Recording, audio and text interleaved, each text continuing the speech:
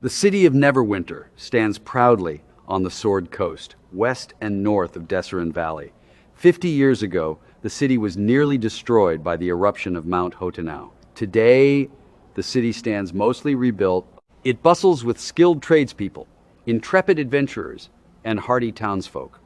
Leadership in Neverwinter falls to Dagult Neverember, Lord Protector of the city and your employer. The city lacks a formal militia, so Lord Neverember often hires mercenaries and adventurers such as yourselves to keep the city secure. And so we pivot to our first character. Please, Beyonce, go ahead. Thank you, George. Sable Wisteria is my character's name. She is doing this job to make some extra coin before choosing to return to her archaeological research. Sable is a human sorcerer who developed her arcane power after a certain incident some years back. Excellent, thank you. Now, for our second... I believe that's me, if I'm not mistaken. Well, I've no need for a real-life introduction. My prominence is undefeated. As for my character, I'll be playing a metallic bronze, dragonborn fighter named Shamash, once part of a rising noble house ran by dragons, but no longer. Very well done, Arnold. Now, our final player, Priyanka. Thank you for joining us last minute. Thank you for having me, George. I'm just glad the traffic was lenient. It can be murder on evenings like this. I'll be playing an elven druid named Sindala. I've played as her before in Donald's campaign, and I didn't have much time to create a new character, so I'll just go with her. I wouldn't say much about her, except that she's somewhat far from home and seeks to make a new one, as well as make lifelong friends. Good, good. So you are all currently level 4 and have been assigned to patrol the city together. Regardless of how you all met or whether you knew each other prior to this, the first few days of the patrol are uneventful except for one minor incident involving bandits. Would you like to role-play that out and have a quick combat session, or skip past it? I'm fine either way. I'm not exactly familiar with how the combat works, so I wouldn't mind a quick combat encounter. Since we're using the new rules, I would like to try out a bit of combat, since I've only played with the 2014 rules. Very well. During one of your nightly patrols, a small group of bandits try to slip past you. Someone, please roll a perception check. I'll do it as my wisdom is the highest. Damn it. Natural one. +6. Sindala, your attention is swiftly drawn to a possible brawl outside as two individuals begin screaming at each other. Sable, Shamash, can you please roll perception checks as well, please?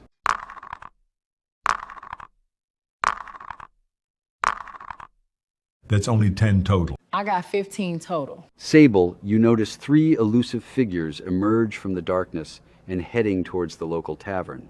Their style of armor and scarred faces emanate an uninviting feeling. Sable gets everyone else's attention as discreetly as possible. Approaching these rough-looking people, I'll try and intimidate them. What are you saying and doing to intimidate them? You three, what are you doing out here acting all suspicious? Sable casts minor illusion to make her voice louder and sound more vicious. Shamash has his weapon at the ready, his eyes casting unrelenting glares at the 3 brigands. Sindala stands just behind Shamash and Sable, eyes flicking between the trio of potential troublemakers. Roll an intimidation check with advantage, Sable.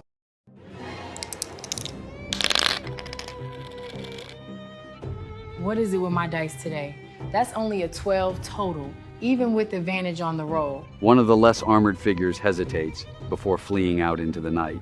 The other 2 draw their weapons, ready to strike. Everyone, please roll initiative.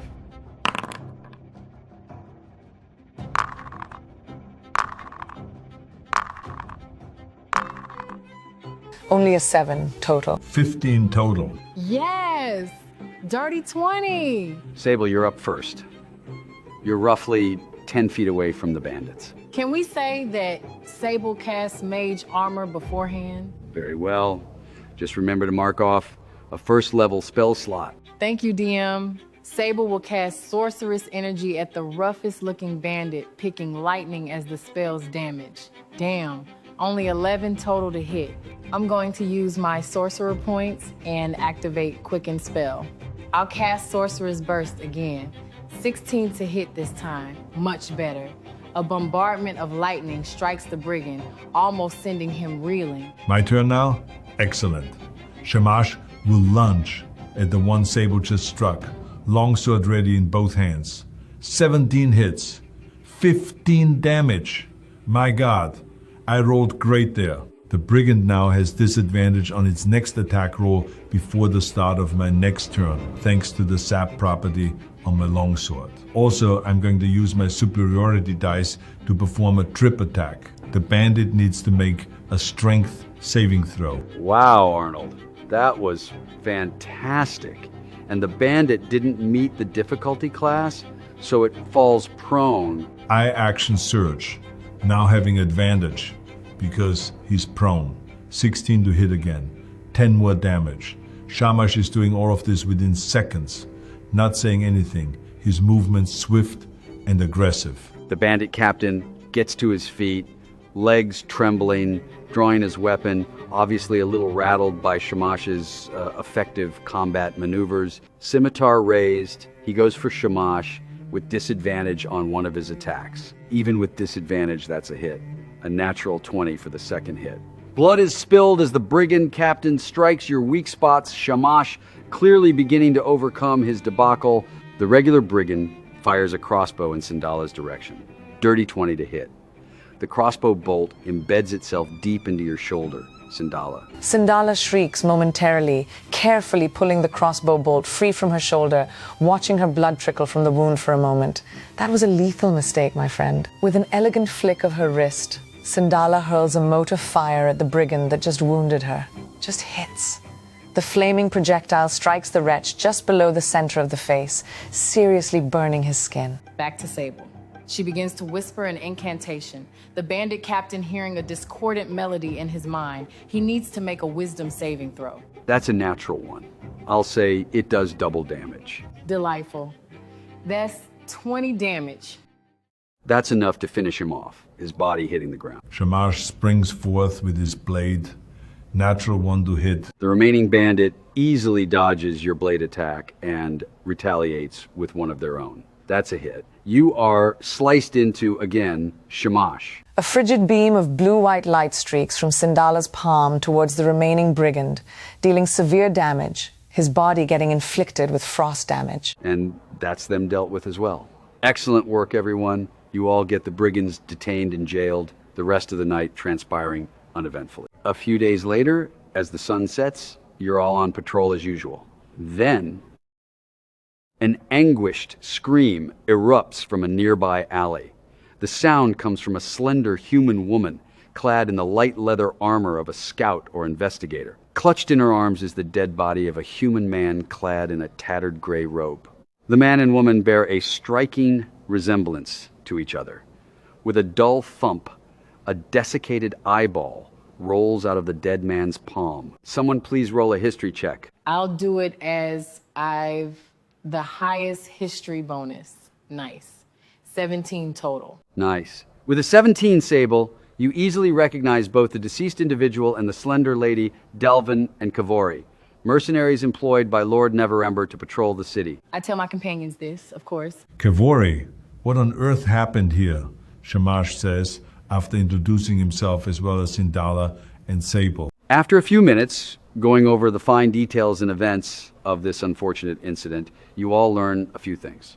Kavori and her brother were tasked by Lord Neverember to investigate suspicious cult activity in the city. Kavori came here to rendezvous with Delvin after he'd infiltrated a potential cult hideout. The only clue Kavori has is the desiccated eyeball that dropped from Delvin's hand. Kavori requests your aid in uncovering who or what killed her brother while she returns to the Hall of Justice to inform Lord Neverember of these developments. She implores you all to avenge her brother's death, but she also reminds you that Lord Neverember values information and will pay more for capturing cultists alive. Let's have a look at this peculiar eyeball then. Sindala, you pick up the enigmatic eyeball. Can I roll a nature check or something similar? Roll an Arcana check. Okay, I'll cast guidance on myself first before rolling. Adding in my bonuses, that's 21 altogether. Fantastic, Priyanka.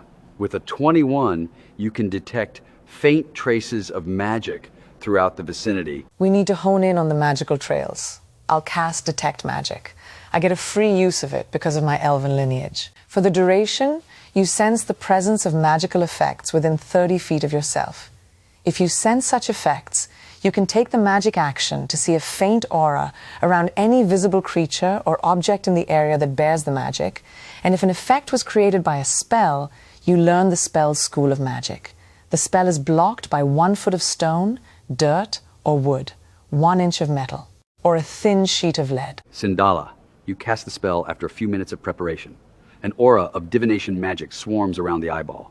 There's a thick trail of it leading to Delvin's pockets. You search through his pockets, finding a slip of parchment with something scribbled on it. Hail the Undying. Hail the Undying? The eyeball glows with green light before spinning to look to the west. Whoa. What a crazy little eyeball. Can I have a look at that, please, Sindala? Sure thing. Sindala hands the eyeball over. Thank you. Looking the eyeball over, setting her glasses on her forehead, Sable tries to cover the eye with her hand to see if it reacts. The eyeball continues to glow with green light, still facing west. Well, then I guess we'll head in that direction. It's odd, though. Divination magic coats this eyeball, yet it killed Delvin. Last I checked, divination magic can't kill people. Or at least not directly. I don't think it was the magic that killed him. The withered eyeball aims its empty gaze down an alley strewn with rubble. Rats scurry between chunks of old stone and dusty crates. At the back of the alley is a set of moldering wood boards, propped up just enough to block a dark tunnel leading below the surface. Well, only one way forwards. Hopefully. Stand back, everyone.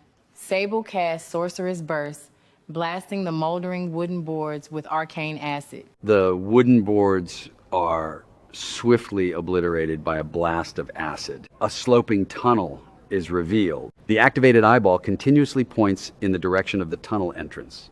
From what you all can see, the ceilings are 10 feet high and made of roughly hewn stone. Rusted wall sconces hold lit torches. The tunnel is dimly lit. Walls are constructed of stone blocks and are slick with moisture. The floors are made from a mix of stone slabs and packed earth. Is my detect magic spell still active, DM? I'll say you've got roughly a minute left before it reaches the end of its duration. Aside from the magic coming from the eye, no other types of magic show up. So, are you all going in? I am. Shamash, Sable, what about you both? Ready and willing, with potions on us as well, right? So we're not completely vulnerable. I'll cast Mage Armor before nodding. Let's do this thing.